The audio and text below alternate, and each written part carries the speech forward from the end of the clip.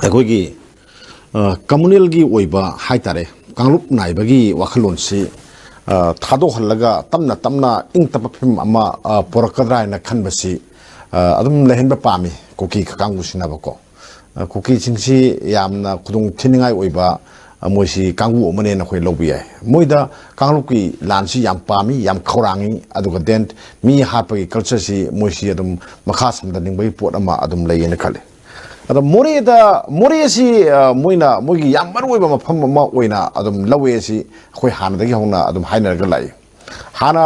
ꯑꯩꯈꯣꯏꯒꯤ ꯀꯩꯅꯣꯗ ꯃꯣꯔꯦꯗ ꯇꯥꯔꯝꯕ ꯃꯩꯇꯩ ꯃꯌꯥꯝ ꯇꯥꯟꯊꯣꯛꯈ꯭ꯔꯦ ꯗꯦꯟ ꯆꯨꯔꯆꯥꯟꯄꯨꯔ ꯑꯦꯔꯤꯌꯥꯗ ꯇꯥꯔꯝꯕ ꯃꯩꯇꯩ ꯃꯌꯥꯝ ꯇꯥꯟꯊꯣꯛꯈ꯭ꯔꯦ ꯍꯧꯖꯤꯛ ꯀꯥꯡꯄꯣꯛꯄꯤꯒꯤ ꯑꯦꯔꯤꯌꯥꯗ ꯇꯥꯔꯝꯕ ꯃꯩꯇꯩꯁꯤꯡ ꯇꯥꯟꯊꯣꯛꯈ꯭ꯔꯀꯥꯟꯗ ꯃꯣꯏꯒꯤ ꯂꯝ ꯑꯃ ꯐꯪꯅꯤ ꯍꯥꯏꯕꯒꯤ ꯄꯣꯠ ꯑꯃ ꯑꯗꯨ ꯃꯪꯂꯥꯟꯗꯨ ꯅꯣꯡꯃ ꯅꯤꯅꯤ ꯊꯥ ꯃꯔꯤ ꯃꯉꯥꯁꯤꯗ ꯍꯥꯟꯅꯗꯤ ꯂꯩꯔꯝꯗꯦꯗꯅ ꯑꯗꯨ ꯃꯣꯏꯅ ꯐꯪꯕꯗꯧꯅ ꯈꯜꯂꯦꯕꯀꯣ ꯐꯪꯕꯗꯧꯅ ꯈꯜꯂꯤ ꯁꯤ ꯄꯣꯠꯁꯤꯃ ꯑꯩꯈꯣꯏꯅ ꯌꯦꯡꯕ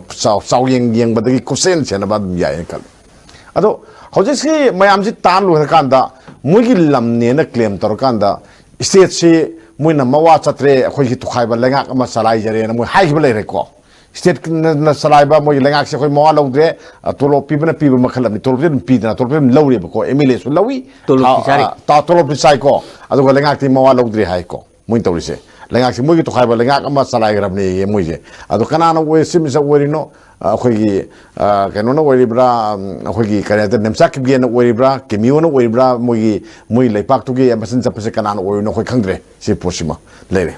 ꯑꯗꯨꯅ ꯁꯤꯒꯤ ꯄꯣꯠꯁꯤꯡꯁꯤ ꯇꯥꯍꯟꯅꯕ ꯍꯣꯠꯅꯕꯗ ꯃꯣꯏꯅ ꯇꯥꯕ ꯌꯥꯅꯤꯅ ꯃꯣꯏꯅ ꯈꯟꯖꯕ ꯄꯣꯠꯁꯤꯗ ꯃꯣꯔꯦꯗ ꯂꯩꯔꯤꯕ ꯁꯦꯀꯨꯔꯤꯇꯤ ꯐꯣꯔꯁꯁꯤꯡꯒꯤ ꯃꯅꯨꯡꯗ ꯁ꯭ꯇꯦꯠ ꯐꯣꯔꯁꯁꯦ ꯂꯩꯍꯟꯗ꯭ꯔꯕ ꯑꯗꯨꯒ ꯃꯗꯨ ꯃꯣꯏꯅ ꯀꯟꯇ꯭ꯔꯣꯜ ꯇꯧꯔꯒ ꯃꯣꯏꯒꯤ ꯑꯩꯈꯣꯏ ꯈꯨꯟꯉꯥꯛ ꯂꯥꯟꯃꯤ ꯍꯥꯏꯒꯗ꯭ꯔꯥ ꯗꯦꯟ ꯃꯣꯏꯒꯤ ꯇꯦꯔꯣꯔꯤꯁ ꯀꯥꯡꯕꯨ ꯍꯥꯏꯒꯗ꯭ꯔꯥ ꯅꯠꯇ꯭ꯔꯒꯅ ꯀꯨꯀꯤ ꯃꯥꯏꯒ꯭ꯔꯦꯟ ꯍꯥꯏꯒꯗ꯭ꯔꯥ ꯅꯠꯇ꯭ꯔꯒꯅ ꯑꯩꯈꯣꯏꯒꯤ ꯅꯥꯔꯀꯣ ꯇꯦꯔꯣꯔꯤꯁ ꯍꯥꯏꯒꯗ꯭ꯔꯥ ꯈꯨꯠꯂꯥꯏ ꯄꯥꯏꯕ ꯃꯌꯥꯝꯗꯨꯅ ꯉꯥꯛꯆꯔꯒ ꯃꯣꯏꯒꯤ ꯃꯈꯥꯗ ꯂꯩꯔꯒꯗꯤ ꯃꯣꯏꯒꯤ ꯂꯝ ꯑꯃ ꯅꯦꯁꯟ ꯑꯃ ꯐꯪꯕꯗꯧꯅ ꯃꯉꯣꯟꯗ ꯅꯨꯡꯉꯥꯏꯕ ꯄꯣꯠ ꯑꯃ ꯂꯩꯕꯗꯣ ꯑꯗꯨꯒꯤ ꯄꯥꯟꯗꯝꯗꯨ ꯐꯪꯅꯅꯕꯒꯤꯗꯃꯛꯇ ꯀꯩꯅꯣꯒꯤ ꯑꯩꯈꯣꯏꯒꯤ ꯁ꯭ꯇꯦꯠ ꯐꯣꯔꯁꯁꯤꯡꯁꯤ ꯂꯩꯍꯟꯗꯅꯕ ꯍꯣꯠꯅꯕꯅꯦ ꯁꯤꯃ ꯑꯩꯈꯣꯏ ꯑꯗꯨꯝ ꯈꯪꯉꯤ ꯃꯁꯤ ꯑꯩꯈꯣꯏꯅ ꯃꯦ 3ꯗ ꯊꯣꯛꯈꯤꯕ ꯀꯥꯡꯂꯨꯞꯀꯤ ꯏꯔꯥꯡꯒꯤ ꯃꯇꯨꯡꯁꯤꯗ ꯑꯩꯈꯣꯏ ꯃꯈꯜ ꯃꯈꯥ ꯀꯌꯥ ꯎꯔꯦꯀꯣ ꯉꯁꯥꯏꯒꯤ ꯂꯝꯕꯤꯁꯤꯗ ꯍꯥꯏꯕꯗꯤ ꯃꯈꯥꯗ ꯄꯂꯦꯟꯗꯒꯤꯅ ꯃꯣꯔꯦꯔꯣꯝꯗ ꯆꯪꯕ ꯂꯩꯈꯥꯒꯤ ꯂꯝꯕꯤꯁꯤꯗ ꯆꯠꯄ ꯌꯥꯗꯅꯕ ꯅꯨꯡ ꯃꯌꯥꯝ ꯄꯩꯁꯟꯕ ꯗꯦꯟ ꯃꯤ ꯃꯌꯥꯝ ꯅꯨꯄꯤ ꯃꯌꯥꯝ ꯅꯨꯄꯥ ꯃꯌꯥꯝꯅ ꯂꯝꯕꯤ ꯊꯠꯄ ꯗꯦꯟ ꯑꯗꯒꯤꯗꯤ ꯄꯣꯏꯟꯠ ꯀꯌꯥ ꯃꯔꯨꯝꯗ ꯅꯣꯡꯃꯩ ꯈꯤꯟꯖꯜꯂꯒ ꯑꯦꯝꯕꯨꯁ ꯇꯧꯅꯕ ꯊꯧꯔꯥꯡ ꯇꯧꯕ ꯕꯣꯝ ꯐꯨꯝꯕꯒꯤ ꯋꯥꯔꯤ ꯃꯌꯥꯝ ꯑꯃ ꯂꯩ ꯑꯗꯨꯅ ꯃꯔꯝ ꯑꯣꯏꯔꯒ ꯂꯝꯕꯤꯁꯤ ꯑꯩꯈꯣꯏ ꯁ꯭ꯇꯦꯠ ꯐꯣꯔꯁꯁꯤꯡꯗꯗꯤ ꯁꯦꯞ ꯑꯣꯏꯕ ꯂꯝꯕꯤ ꯑꯣꯏꯗꯦꯕꯀꯣ ꯗꯦꯟ ꯑꯗꯒꯤꯗꯤ ꯑꯁꯥꯝ ꯔꯥꯏꯐꯜ ꯂꯩꯔꯤ ꯑꯥꯔꯃꯤ ꯂꯩꯔꯤ ꯄꯦꯔꯥꯃꯤꯂꯤꯇꯔꯤ ꯐꯣꯔꯁꯁꯤꯡꯁꯦ ꯑꯗꯨꯝ ꯃꯅꯤꯡ ꯇꯧꯅ ꯆꯠꯂꯤ ꯃꯣꯏꯗꯗꯤ ꯑꯦꯇꯦꯛ ꯇꯧꯕ ꯅꯠꯇꯕꯅꯤꯅ ꯑꯗꯣ ꯃꯣꯏꯅ ꯑꯗꯨꯒꯨꯝꯕ ꯑꯊꯤꯡꯕ ꯄꯤꯕ ꯗꯦꯟ ꯑꯦꯝꯕꯨꯁ ꯇꯧꯔꯤꯕ ꯄꯣꯠꯁꯤꯡꯗꯨ ꯃꯣꯏꯅ ꯇꯧꯈꯥꯏꯒꯅꯤ ꯈꯨꯀꯥꯏꯒꯅꯤ ꯍꯥꯏꯕ ꯄꯣꯠꯁꯤꯃ ꯃꯣꯏ ꯑꯗꯨꯝ ꯂꯩꯇꯦ ꯃꯣꯏꯗꯤ ꯑꯗꯨꯝ ꯌꯦꯡꯉꯤ ꯊꯥꯏꯅꯗꯩ ꯍꯧꯅ ꯑꯗꯨꯝ ꯌꯦꯡꯉ ꯂꯥꯛꯏ ꯑꯗꯨꯝ ꯃꯣꯏꯁꯦ ꯑꯗꯨꯝ ꯚꯥꯕꯣꯛ ꯑꯣꯏꯅ ꯑꯗꯨꯝ ꯂꯩ ꯑꯩꯈꯣꯏ ꯃꯁꯦꯟ ꯍꯥꯠꯅꯕꯁꯦ ꯑꯗꯨꯗꯤ ꯁꯤ ꯅꯥꯈꯩ ꯌꯥꯝ ꯁꯦꯡꯉꯤ ꯃꯔꯝꯗꯤ ꯑꯦꯝꯕꯨꯁ ꯐꯝꯗꯅ ꯂꯩꯔꯤꯕ ꯃꯌꯥꯝ ꯂꯝꯕꯤꯁꯤꯗ ꯂꯩꯔꯤꯕ ꯃꯌꯥꯝꯗꯣ ꯃꯣꯏꯅ ꯅꯣꯡꯃꯇ ꯃꯗꯨꯒꯤꯗꯨ ꯑꯦꯝꯕꯨꯁꯇꯨ ꯇꯧꯅꯕ ꯐꯝꯃꯤꯕ ꯃꯌꯥꯝꯗꯨ ꯀꯧꯈꯥꯏꯗꯅ ꯈꯨꯀꯥꯏꯗꯅ ꯌꯥꯗꯦ ꯍꯥꯏꯕ ꯑꯃ ꯈꯪꯅꯕꯁꯤ ꯃꯣꯏ ꯁꯥꯏꯠꯇꯒꯤ ꯀꯔꯤꯝ ꯍꯣꯠꯅꯗꯦ ꯃꯗꯨ ꯃꯣꯏ ꯃꯅꯨꯡꯒꯤ ꯋꯥꯅꯤ ꯂꯩꯄꯥꯛꯀꯤ ꯋꯥꯅꯤ ꯑꯩꯈꯣꯏ ꯃꯣꯏ ꯁ꯭ꯇꯦꯠꯀꯤ ꯋꯥꯅꯤ ꯑꯩꯈꯣꯏꯗ ꯃꯔꯤ ꯂꯩꯅꯗꯦ ꯑꯩꯈꯣꯏꯗ ꯍꯥꯌꯔ ꯑꯣꯊꯣꯔꯤꯇꯤꯅ ꯀꯔꯤꯝꯇ ꯃꯇꯦꯡ ꯇ꯭ꯔꯦꯛ ꯇꯧ ꯍꯥꯏꯗꯦꯅ ꯑꯗꯨꯝ ꯐꯝꯃꯒ ꯑꯗꯨꯝ ꯂꯩ ꯁꯤ ꯄꯣꯠꯁꯤꯃ ꯑꯩꯈꯣꯏ ꯎꯏ ꯁꯨꯃꯥꯏꯅ ꯂꯥꯛꯀꯥꯟꯗ ꯑꯩꯈꯣꯏꯒꯤ ꯑꯗꯨꯅ ꯃꯦ 3ꯒꯤ ꯃꯇꯨꯡꯗꯒꯤꯗꯤ ꯃꯩꯇꯩ ꯁꯤꯐꯥꯏꯁꯤꯡ ꯃꯩꯇꯩꯒꯤ ꯄꯨꯂꯤꯁ ꯄꯥꯔꯁꯣꯅꯦꯜꯁꯤꯡꯁꯦ ꯃꯈꯥꯗ ꯆꯠꯄꯁꯤ ꯑꯌꯥꯝꯕ ꯆꯠꯄ ꯌꯥꯗꯦ ꯀꯣ ꯃꯔꯛ ꯃꯔꯛꯇ ꯈꯔ ꯁꯨꯝ ꯇꯣꯏꯅ ꯁꯨꯝ ꯀꯨꯏꯁꯜꯂꯀꯥꯟꯗ ꯁꯨꯝ ꯑꯃꯅꯤ ꯁꯨꯝ ꯌꯦꯞꯄ ꯃꯈꯜ ꯑꯃꯅꯤꯀꯣ ꯆꯠꯇꯦ ꯑꯗꯨꯅ ꯃꯔꯨꯑꯣꯏꯅ ꯀꯃꯥꯟꯗꯣꯒꯤ ꯄꯥꯔꯁꯣꯅꯦꯜꯁꯤꯡꯗꯤ ꯅꯣꯡꯊꯛꯀꯤ ꯂꯝꯕꯤꯗ ꯇꯧꯔꯒ ꯍꯦꯂꯤꯀꯣꯞꯇꯔ ꯇꯣꯡꯉ ꯆꯠꯄ ꯉꯥꯛꯇꯅꯦꯕꯀꯣ ꯌꯥꯝ ꯆꯥꯎꯅ ꯁꯦꯜ ꯆꯠꯈ꯭ꯔꯖꯥꯠꯅꯤꯗ ꯃꯅꯤꯄꯨꯔ ꯒꯃꯦꯟꯁꯨ ꯁꯤꯒꯤ ꯍꯥꯏꯔꯨꯔꯒꯗꯤ ꯇꯧꯗꯦ ꯍꯥꯏꯕꯗꯤ ꯌꯥꯔꯣꯏ ꯃꯣꯔꯦ ꯀꯟꯅꯅꯕ ꯍꯣꯠꯅꯕꯗ ꯑꯉꯝꯕ ꯊꯧꯗꯥꯡ ꯑꯗꯨꯝ ꯂꯧꯔꯤꯅ ꯑꯩꯈꯣꯏ ꯂꯧꯗ ꯌꯥꯔꯣꯏ ꯃꯔꯝꯗꯤ ꯄꯥꯔꯁꯣꯅꯦꯜ ꯃꯌꯥꯝ ꯑꯁꯣꯛꯄ ꯌꯥꯎꯔꯤ ꯍꯦꯂꯤꯀꯣꯞꯇꯔꯅ ꯍꯣꯟꯗꯣꯔꯛꯏ ꯄꯨ ꯌꯥꯄꯣꯟꯇꯦ ꯃꯈꯥꯗ ꯗꯦꯟ ꯑꯗꯒꯤꯗꯤ ꯑꯅꯧꯕ ꯊꯥꯖꯟꯕ ꯃꯌꯥꯝꯁꯦ ꯀꯃꯥꯟꯗꯣꯒꯤ ꯄꯥꯔꯁꯣꯅꯦꯜꯁꯤꯡꯁꯤ ꯂꯩꯈꯥꯗ ꯆꯠꯍꯟꯗꯦ ꯃꯊꯛꯇ ꯃꯤ ꯑꯃꯃꯝꯗ ꯑꯩꯒꯤ ꯅꯠꯇ꯭ꯔꯒꯅ ꯃꯥꯒꯤꯅꯦꯅ ꯀꯩꯅꯣ ꯑꯩꯈꯣꯏꯒꯤ ꯍꯦꯂꯤ ꯁꯥꯔꯚꯤꯁ ꯂꯩꯄꯣ ꯅꯠꯇꯦꯕꯀꯣ ꯇꯣꯈꯥꯏꯅ ꯑꯩꯈꯣꯏꯅ ꯃꯗꯨꯒꯤꯗꯨ ꯚꯔꯥ ꯄꯤꯔꯒ ꯑꯇꯨꯡꯃꯟ ꯄꯤꯔꯒ ꯂꯩꯔꯒ ꯆꯪꯉꯤꯅꯦꯕꯀꯣ ꯑꯗꯨꯃꯥꯏꯅ ꯇꯧꯗꯅ ꯇꯧꯕꯁꯤ ꯁ꯭ꯇꯦꯠ ꯒꯃꯦꯟꯅ ꯄꯨꯔꯒ ꯂꯥꯛꯏ ꯑꯗꯨꯅ ꯁꯤꯅ ꯇꯥꯛꯄꯗꯤ ꯂꯩꯈꯥꯒꯤ ꯂꯝꯕꯤꯁꯤ ꯃꯣꯏꯅ ꯄꯥꯏ ꯃꯣꯏꯅ ꯊꯤꯡꯉꯤ ꯑꯗꯨꯅ ꯀꯃꯥꯟꯗꯣ ꯄꯥꯔꯁꯣꯅꯦꯜꯁꯤꯡꯒꯤ ꯊꯛꯅꯕ ꯏꯁꯤꯡ ꯗꯦꯟ ꯑꯗꯒꯤꯗꯤ ꯅꯣꯡꯃꯩ ꯃꯔꯨ ꯕꯣꯝ ꯑꯇꯩ ꯂꯥꯟꯗ ꯆꯪꯕ ꯀꯥꯎꯟꯇꯔ ꯏꯟꯁꯔꯖꯦꯟꯁꯤ ꯑꯣꯄꯔꯦꯁꯟꯗ ꯆꯪꯕ ꯈꯨꯠꯁꯨ ꯈꯨꯠꯂꯥꯏ ꯃꯌꯥꯝꯁꯤꯡꯁꯦ ꯅꯣꯡꯊꯛꯀꯤ ꯂꯝꯕꯤ ꯅꯠꯇ꯭ꯔꯒꯗꯤ ꯄꯥꯝꯕꯩ ꯂꯩꯇꯦ ꯑꯗꯨꯒ ꯑꯥꯗ ꯂꯩꯔꯤꯗꯤ ꯄꯥꯔꯁꯣꯅꯦꯜꯗꯨꯗꯤ 5-10 ꯂꯩꯕꯁꯨ ꯅꯠꯇꯦ ꯃꯤ 200-300ꯒꯤ ꯃꯊꯛꯇ ꯂꯩꯈꯠꯂꯛꯄꯅꯤꯅ ꯑꯋꯥꯕ ꯑꯣꯏꯌꯦ adagidi amusu yengzebako akhoi BSF leire isingje BSF leire isingji state police ki moida tanga leibanebako isingji state police na pibani lenga government na pibaneba asana falgidi mogi tongan bo we lei moi lambi lejakre ko aduna BSF su ising phangde hoji then mane police commando su phangde then atai MR leiriba adu moregi OC yauna atai mayam lei mayam ji ising pidi sini ado moigi thaina gi da nungai bama haigadra ising gi daraga kogi yum ani hum leragadi guha to gi system ama leram bado guha gi ising du sina badu ne ko ado guha gi ising ji thakpada adum mong sumna phajana moina sinagadi thakpade adum yani aduna ningtamna nungai na sina ba badu di oidredana adagidi ising loba sanana bagi gari moina phai more se khubam da pakpani ado ising gi gari bu mithai ma phamung da lup samane thigang de kayam songi yongko hogi central force na kayam soli manipur police na kayam songi more da kayam sona lege je hogi isingi purok gari ma gari si karano diai truck diai tata ni ko diai tata ama moina phajangi bada hoji phopo thi phangdi hujok thi phangde ko masak uge phangde adu di state force kayam apangan soli then adu assam rifle se kayam apangan songe je khoi swaida dum khangma me ko si possible aduna zagi isingi ya puramba singramba ade holamba driver do pangal driver do moina yam sathina faraga tosar tawbadagi ki dana ma si siagre dum halakre ba impal halakre si phamda khoji awa ba mayam ma mayong narga khoji thamye ba ko ado sitame ado moi pandam di kaino ngasagi me homdagi khulai pusalande me homdagi rekha singjin thai sinande moi control ma thami then mai tai mayam tangre lehor be state force talagadi moi khubam nungda more si tare na khali more si moi khubam nungda leiragadi kadore akhoi maning tamba leipak ama oina samanare supply line leire moi supply line leire niko adagidi then akhoi front line warrior me moi sangalga training to yarani then arsuna kanda leiriba moi de mapam chani hai imung ni hai mani hai akhoi logadi kasana de asomda leba kangu duna laga suna kanda leijara su yarani ada Myanmar no moi kapiba sin Kuki kangu singdo adu su suna kanda laga base area hangbada nungai na hanganba yarani adu su asana pala miyengani yengani di moi de miyeng la pna de miyeng ne khalle ba ko si posima le ujekti kadore akhoi ada leiba state force singdo akhoisu moi si government ki duty sa sarga su mapa masa adagi mama adagi masal manau mayam aman leibani na suna kanda su lehewi leiragadi aigi sa inau mayam na salidu ada tawdu noina ngale tan ambush kar toksan bongkar kapsan tawna awa pi du akhoi isil nau haktani state kallini then lam kallini lam nga ini then leipaki loin order ngak nam leine adu moi da awa pi bai je akhoi state awa pi bani na somna kanda kadore ngasagi kangbu amana haitare maitai coordinating committee tong laubi tu totbung harise si kangbu sina sujampu da pusan ba pot sayem ta pusan ba yaroi essential item ta pusan ba yaroi thingani na matam tharai je aduna ne ko hoi tama pandagi ato ba su thingakini sumai thingakane ko aduna sina taidi manipur da leiriba khogi kuki ga khogi maitai ga conflict se nongmei kamna ba ngakta tana atai tokai ba mong da lan mayam ama tauri social media da tawba lan mayam ama yawi then social media da tawba lan haibu mi bu karamba lebakta thaina dum harami ko taliban singna tormi then adagidi akhoi atai muslim jihad mayam singduna mi pharama ka hapagi adu khoi urami dana adu pithibigi miyam kwairigi tamthiba kangune longnarami ne ko hojingna moina mi hapagi photo rai tawre mi ma ka lien ba bai tar photo masigi si yam sathiba al qaida di hena tamthiba kangbu masi moi oire ko ado luribadi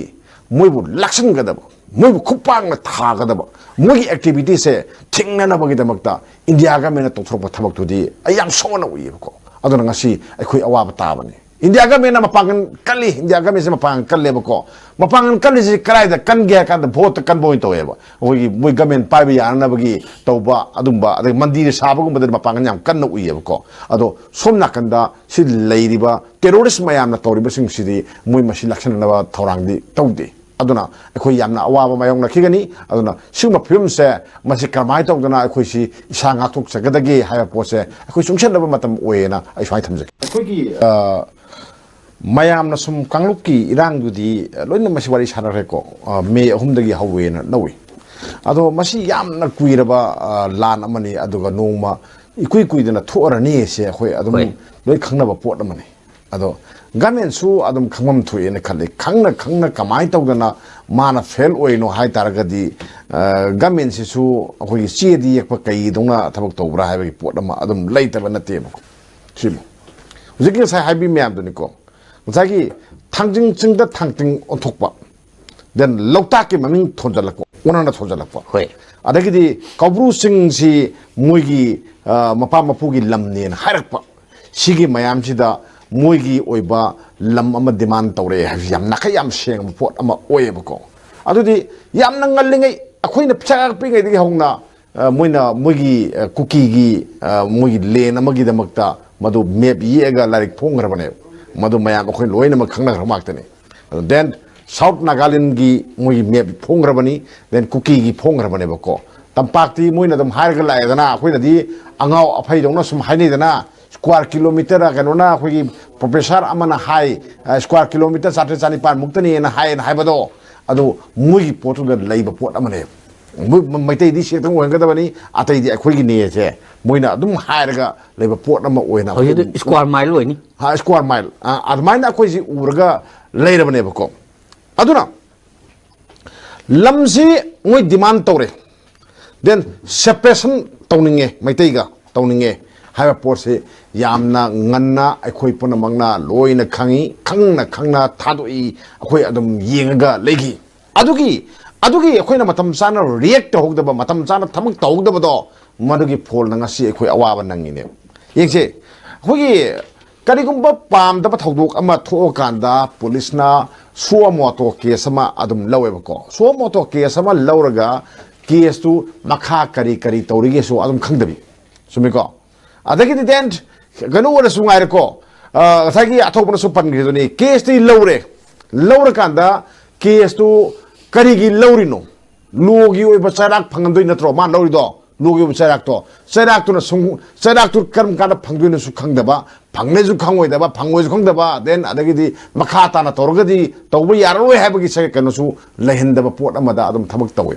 si portion aduna si yenkada khoina ngasagi handaki haitare ko khoi handaki hedi sing thingi matang se more thingi se kana thingno muji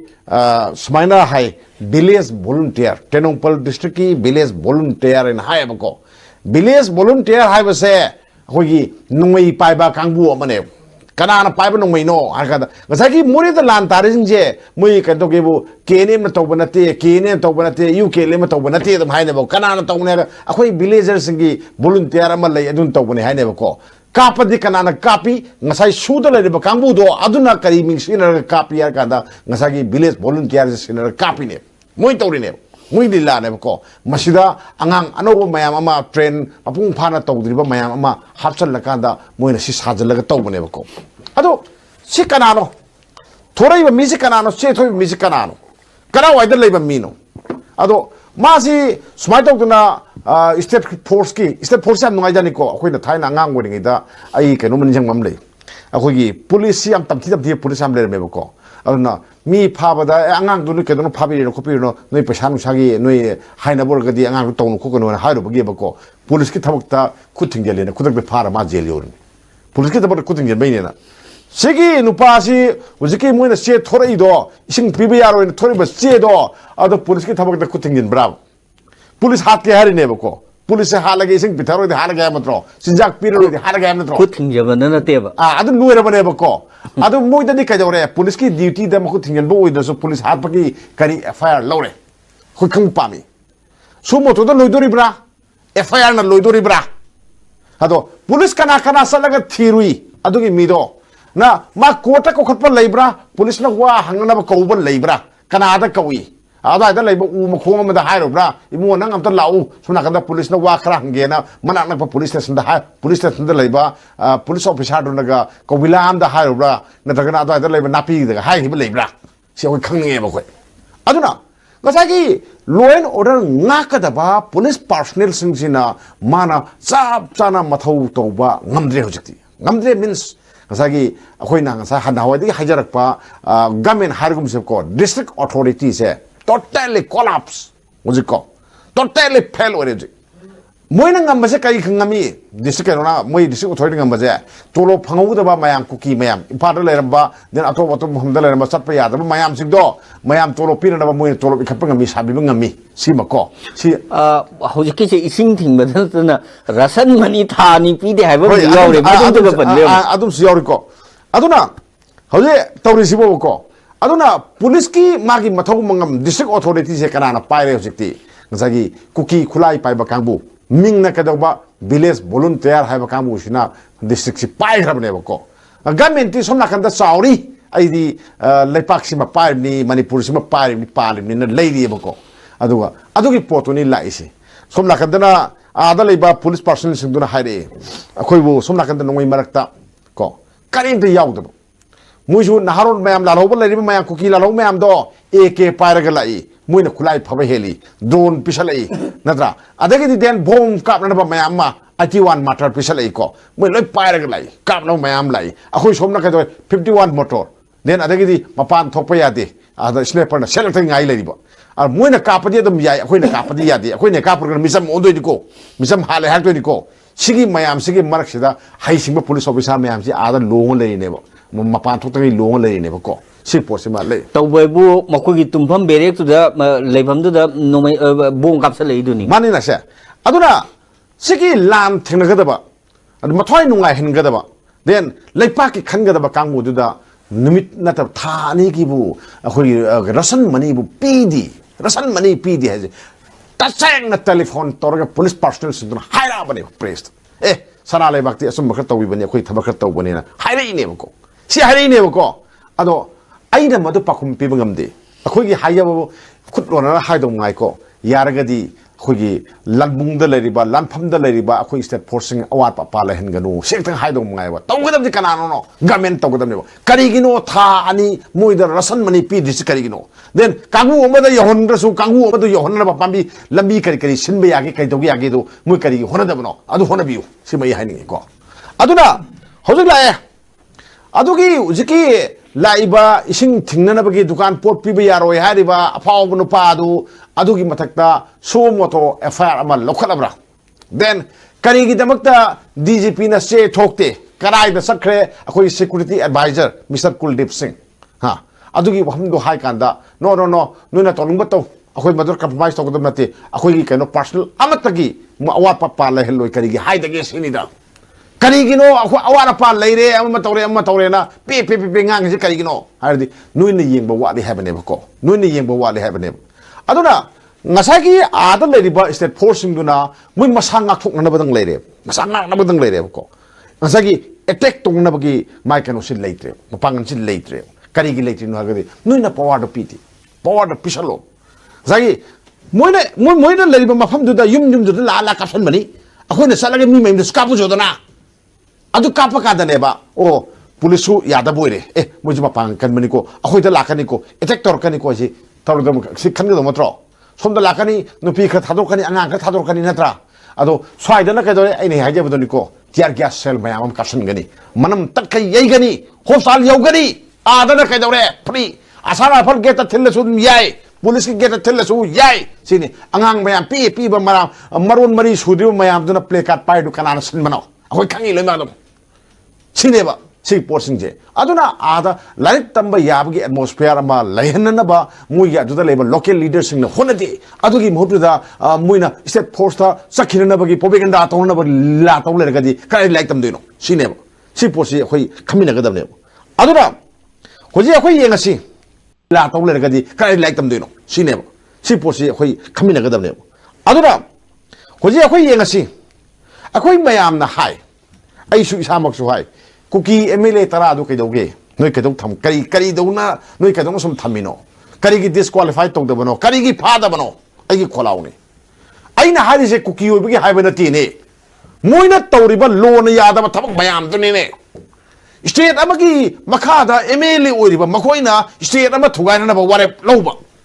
then moi gi lusing ba amabu phong na mahum lotho na hai ba then separate administration piga da bani na moina se thaba si state ki mayok ta toba thabak ne aduna mui matakta FIR karigi laudi no karigi phane no hai bane adu wargadi moina haiba yaragadi karigi side maira paibi singna akampet ngangakpada or natra phajadaba wai haibada moi kari phadoino lodi amtani tro aduna kuki na haragana yaba maitai na haragana yade haragadi karaidano lo se ani charise adu separate admission di moina pibani si posu hen bani ko natro hajir je aduna oidama potama oiba marhalise gamena sonbadagi neba ko aduna hoji ahakna akomada ya hajini kuki emile tara phagadabne kari phadabne lo ni ko phadoise pangana na te ko nongmena na te ko phadoise noina tawhiba lo kaiba mayam tuna noi phagadabne ado kanana complaint tawi kanana emile tara phawse kanana haige kanana hai tadi ko then hogi honorable kanogi ex emile amakhangna assembly da si mathai hai then aduna ethics and the privilege committee na madugi port ama lokhatli hai adusu lakpi de si di to khro si amuk to je bako hayen ngai na assembly se na tra pham du je pham da ya roi dana phana hai jam ni assembly pham da di gamen lekti dana budget session pham de ya roi ko na tro gamen des pi do na tro adada assembly session da kanu se emile se member se numit kaya ni absent o yagi amti yeng se tam kaya absent o yagi yeng se automatically disqualified absent or gadi natra hadak lakte na muji automatically absent or bani na natro aina haluk dia deba ai di lo ai khada lekti ai paingam de police ti madu mui na lo na aya piri ne ba ko aduna muji kamai tok na survive tok godagi hojiti police akhoi mayam changna kan bibagi tangai phadaba leire ba ko mapangan kan na bagi kan bibum tangai phadaba leire ba ko gamena moise mapangan kan bibum tangai phadaba leire ba ado mapangan kan gadaba nongoi mayam na logre kangu ko amna logre na je amta lekte moida police nongoi lekte amaru ka landung mande khambada leitengi paibo oramgani swai daga nongoi pa salising jai de leitengi makhala mala abani ko aduna kain tongam dre police aduna police reform ta hana tausi mapangalam ta kalanji state ngak na bagi damakta natragadi sibwek tawdingi de ko miam na police ta thajabangam de state force ta thajabangam de central force li hana dong thajadar lae aduna khungak pa thori khungak pa se kanana puthok pano akoi mayam na puthok pane kari gina ka akoi kanana bagi damakta akoi ngak na bagi damakta akon bada aina hajeningi ngasagi ising thingiba then sara thangnaba essential items in piba yaroi hariba tenongpal district ki village volunteer du kanano gamen hayo bakum piu moi mathata kari thabak lokhale hayo he haroga sumoto ke sama lokhale fire ma lokhale har kani natra sumoto dudi sahi kaya thamdoino tha kaya thamdoino kana phare noi loriba sumoto jingdida sinebako adudi ka dore lodu kibidre lodu maya yaudram de kide maya yawbadi kaino thak ngasi lore thok chappa sum nakanda sonakan sapidina ara kam tong dina aduna noi lodu mo lodu mina hajana jana ma ngani ama oida par tori mem sinebako aduna pumna makse masi migidi har thorang loi tawraga swador yarani ne tori nebako mapangan sole maji chaira mayam sida malem sida khongoi nari ngai semin khongoi nari ngai mapangan sum sonbe hele aduga muina madu wajau sum ngange bako ado amuktang yade haiba sintang hogot piro adang haijaraga elusne